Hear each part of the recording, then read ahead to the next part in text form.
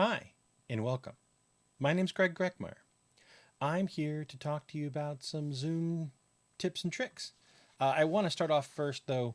I'm not a real YouTuber. I actually debated using some sunglasses, maybe the Casey Neistat effect, so that you wouldn't be able to see my eyes moving. I have notes that I'm going to put right here off camera so I can follow along.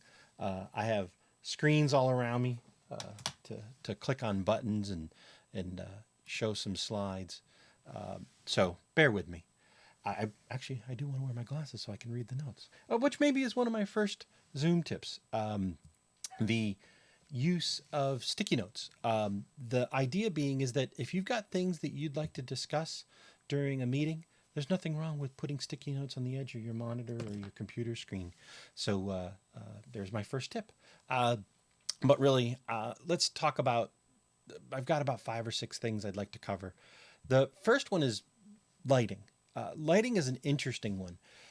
You could take a bad camera and provide really good lighting, and it will improve the quality of the video that you're sending right away.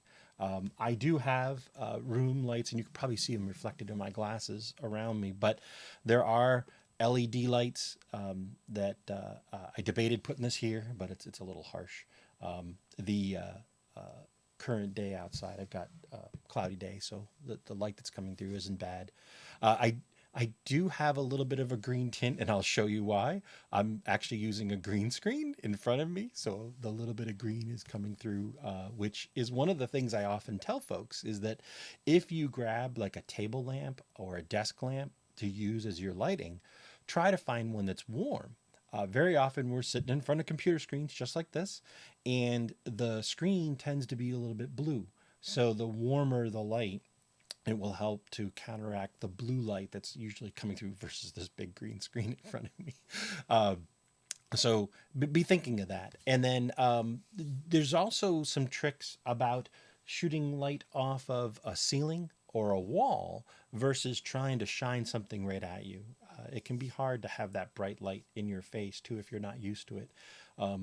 Even like I said before, I almost used this, but I thought to myself, I'll be staring at this bright white light, and I'm not used to it either. Uh, the next thing that I'd like to talk about is cameras themselves. So the most common thing we're going to be using is a laptop camera and or an iPad or even an iPhone. The best thing you'll hear people talk about, and I'm sure you've seen this on the news, is go ahead and elevate so that the lens of the camera is eye level with the with you with the human part of the shot. One of the most challenging things you'll see is when folks have movement in the background. So, like a ceiling fan when it's pointed up, or even people walking around can sometimes cause some of that zoom fatigue. By the way, this was kind of funny. I used a stock pot too. You never know what's going to be the right height. But there are some virtual,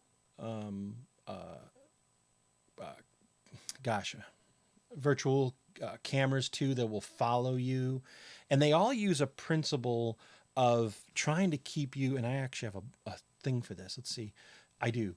So they all try to keep you in frame in the center. They call this the upper two thirds.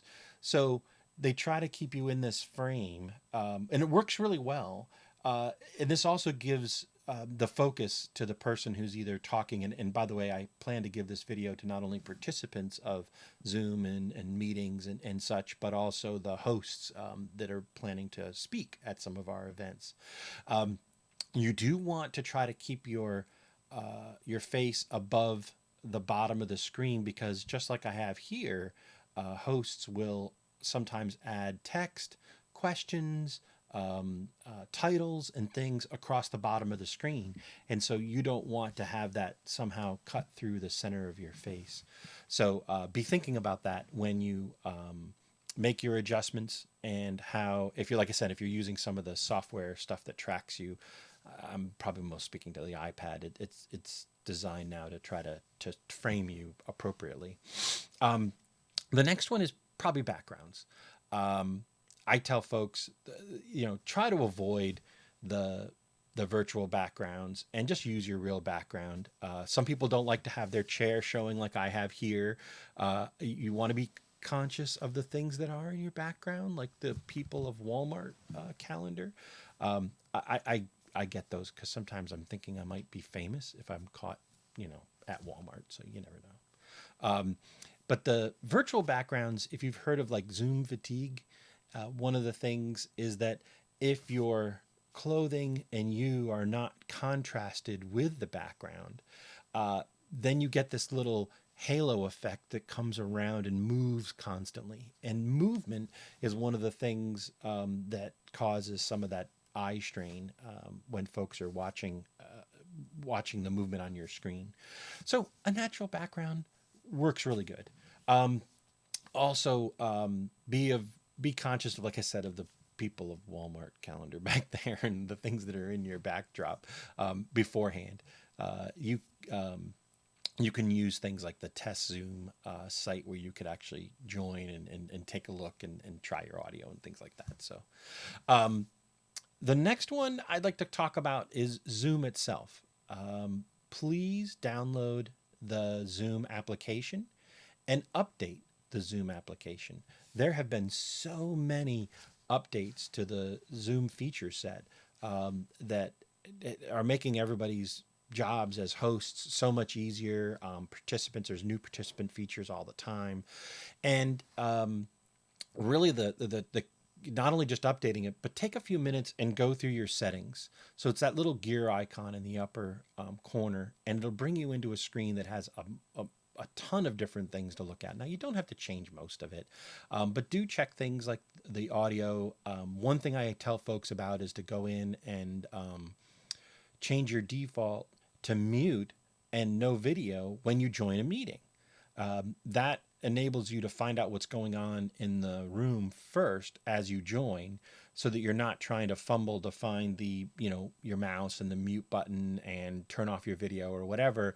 That way you have a few moments to gather yourself while you're listening to other people probably gather themselves and so on.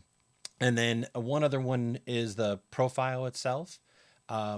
Couple little things. I try to put my name and where I'm from in the little description piece that shows up on the bottom of everybody's video, and I also include the the picture. And mine's a little small, but one of the nice things is that when you do turn off your video, whatever picture you've loaded into your profile will then show. Now, I do believe though, if the host has made it so that if you're not showing video, you won't show up in the panel view. You'll be omitted. So I believe the profile pictures you're also omitted. But at least if you're in something that's just an open meeting, you'll be able to see that the picture of you in your profile photo. The the only other things, there's a lot of settings in there. I don't expect folks to go through them all, but it's probably not a bad idea to scroll through some of the settings and just read through of the what's possible. Most of the default stuff is okay. My next one is audio. I'm talking to you on a microphone like this that's right off camera. The audio, and actually, I'll show it to you in a moment.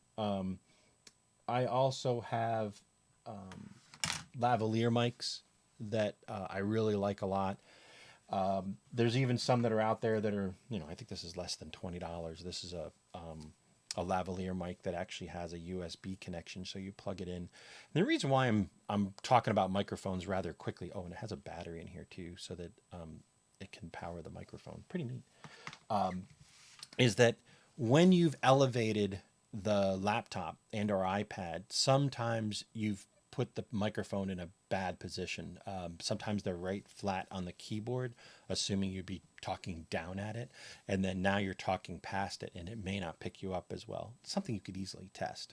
But the idea of having some of these inexpensive add-on mics is a great way to go.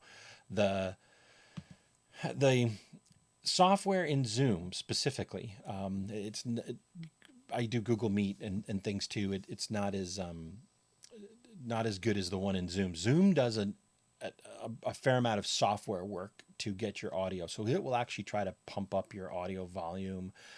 It does a great job at removing background noise and things like that. Like even here, you may hear my dogs in a moment, or even my chair creaking and things, because this microphone picks up everything. But the but do, if possible, add an extra microphone. You will be very pleased. The last one, and you may have heard this on like a Zoom call or anything else.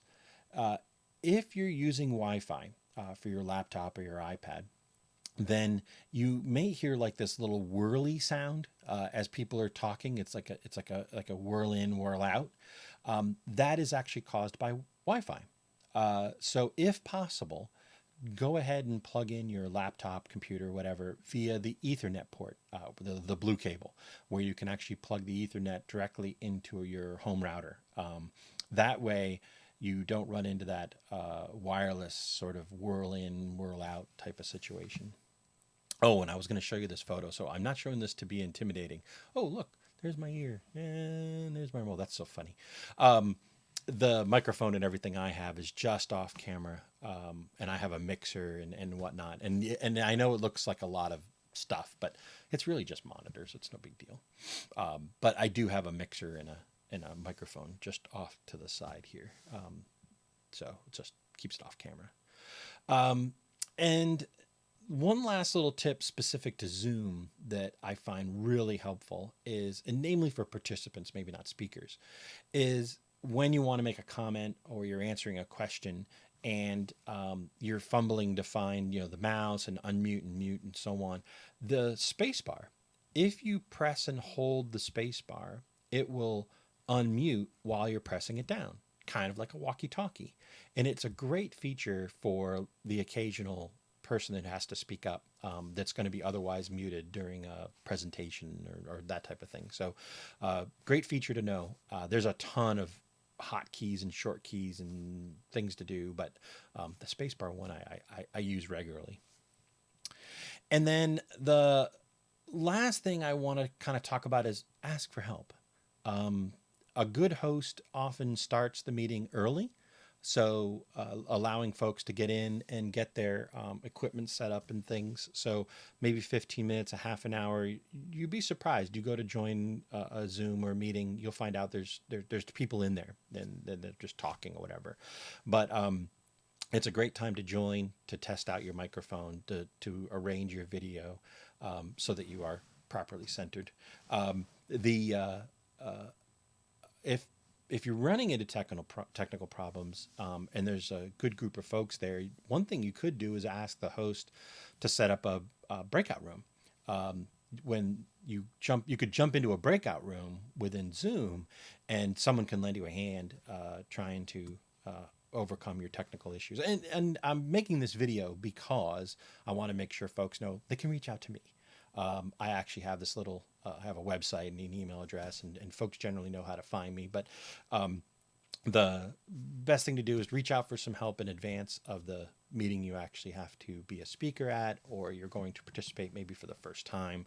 I know most people are very comfortable with Zoom, but I think as we started into the new year, everybody's kind of got to up their game a little bit in the Zoom world. And I guess the last thing would be is I do want to thank you for taking these few minutes to sit down and go through this with me. I am available, and I'll probably post this on YouTube, so you probably could put comments in the YouTube thread, and I'll answer them there too. And if necessary, I'll make another video. Thank you so much. Enjoy the day.